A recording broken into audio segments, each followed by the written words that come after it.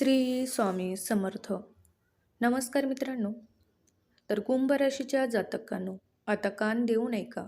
येणाऱ्या अमावस्याच्या रात्री बरोबर 12 वाजता तुमच्या कुंडलीत एक असा दुर्मिळ आणि शक्तिशाली ग्रहयोग निर्माण होत आहे, जो ज्योतिषशास्त्राच्या इतिहासात 50 वर्षानंतर पुन्हा एकदा घडून आला आहे.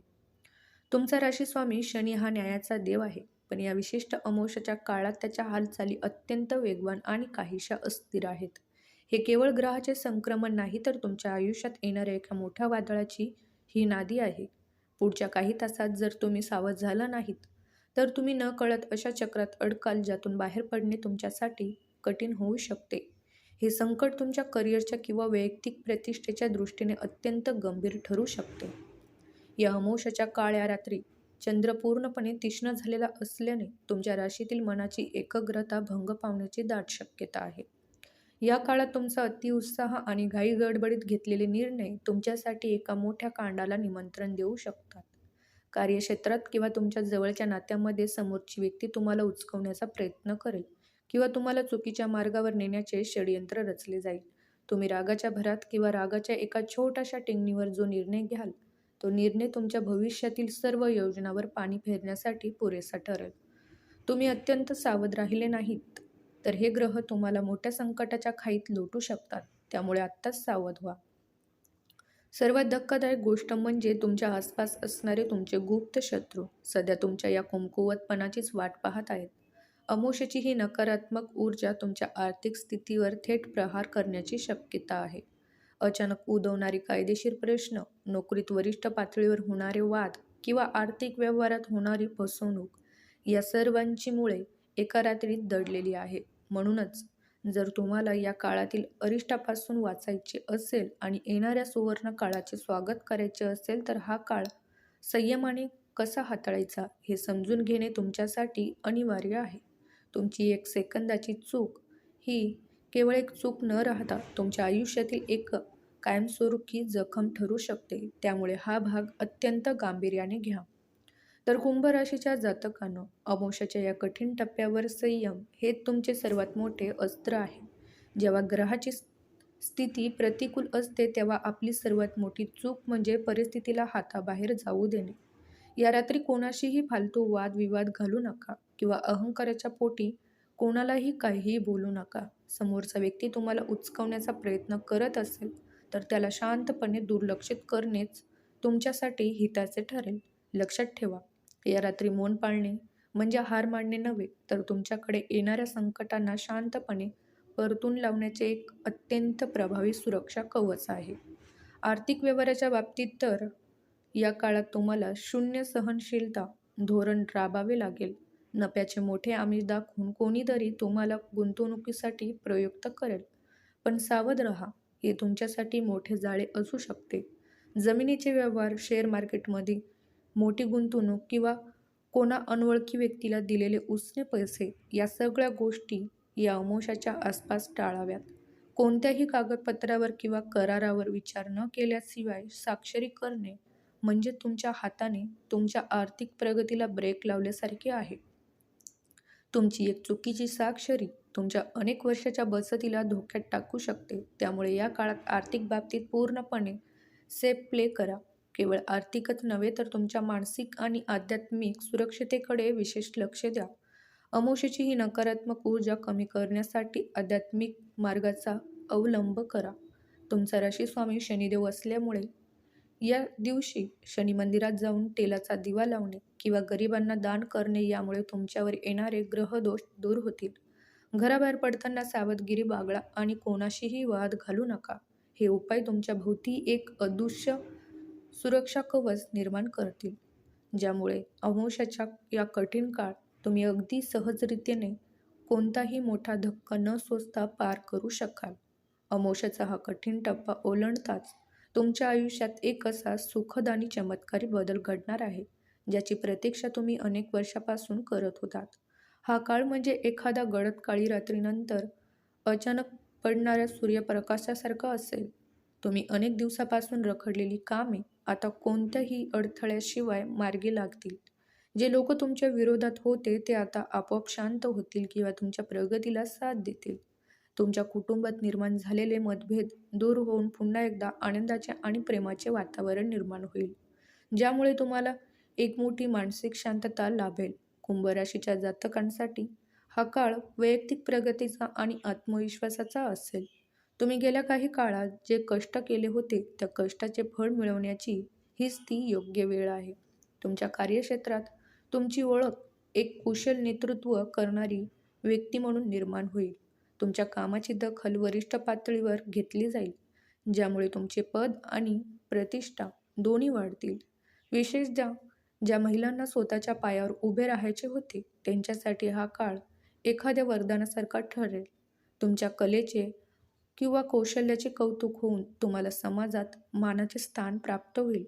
सर्वात आनंदाची गोष्ट म्हणजे तुमच्या आयुष्यातील नकारात्मक ऊर्जा नष्ट होऊन एक प्रबळ सकारात्मक ऊर्जा तुमच्या अवतीभोवती असेल.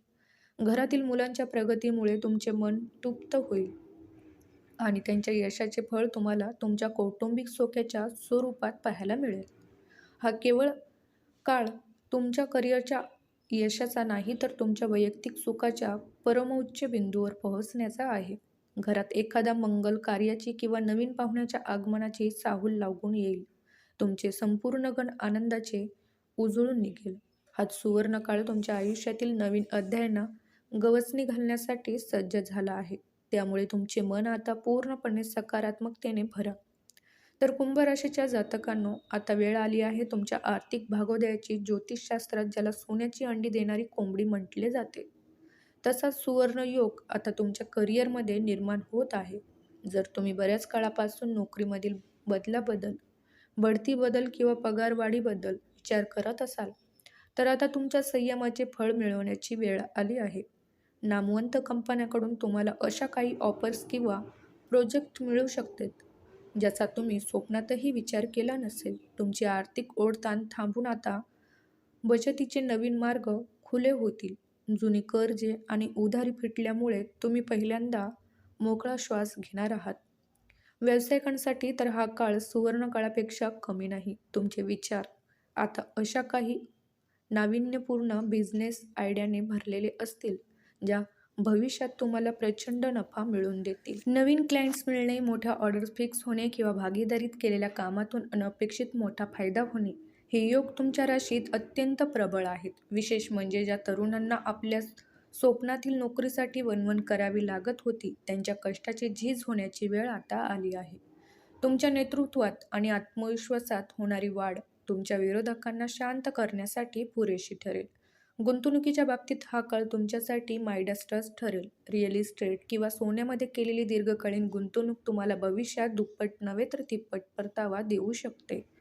मात्र एक गोष्ट कटाक्षाने लक्षात ठेवा, शेअर मार्केट किंवा अतिजोखमीच्या ठिकाणी विचार न करता पैसे लावणे टाळा. तुमचा राशीस्वामी शनिदेव असल्यामुळे तुम्ही जितका संयमाने आणि अभ्यासपूर्ण विचार करून निर्णय घ्याल तितकाच मोठा नफा तुम्हाला मिळेल. स्वतःच्या कर्तृत्वावर आणि ध्येयावर विश्वास ठेवा, कारण हे ग्रहयोग तुम्हाला एका सामान्य नोकरदार किंवा व्यावसायिकापासून थेट एका यशस्वी उद्योजकापर्यंत पोहोचण्याची ताकद ठेवतात. तर कुंभ राशीच्या जातकांनो, तुमच्या आयुष्यातील सर्वात मोठे आणि महत्त्वाचे स्वतःच्या हक्काच्या घराचे स्वप्न आता सत्यात उतरण्याचा मार्ग मोकळा होत आहे.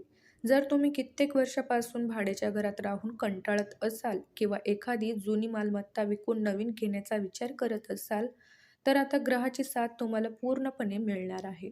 नवीन घराचे बुकिंग करणे असो किंवा गृहप्रवेशाचा शुभ मुहूर्त, हे योग तुमच्यासाठी अत्यंत प्रबळ आहेत. हे नवीन घर केवळ भिंती आणि छप्पर नसेल तर ते तुमच्या आयुष्यात कायमस्वरूपी सुख आणि शांती, समृद्धीचे केंद्र ठरेल. ज्या घरात तुमचे पाय पडतील तिथूनच तुमच्या प्रगतीचा आणि शौर्याचा नवा अध्याय सुरू होईल. केवळ मालमत्ता नव्हे तर तुमच्या वैवाहिक आयुष्यातही या काळात कमालीचा गोडवा आणि जिव्हाळा निर्माण होईल. पती-पत्नीमधील जुने रुसवे फुगवे संपून नात्यात एक नवी उभारी येईल आणि एकमेकांविषयीचा विश्वास अधिक दृढ होईल. तुमच्या जोडीदारासोबत घालवलेला वेळ तुम्हाला ताणतणावापासून मुक्त करेल. घरातील ज्येष्ठ व्यक्तींचा आशीर्वाद आणि लहान मुलांचा निरागस जिव्हाळा तुम्हाला आयुष्यातील खऱ्या सुखाची जाणीव करून देईल.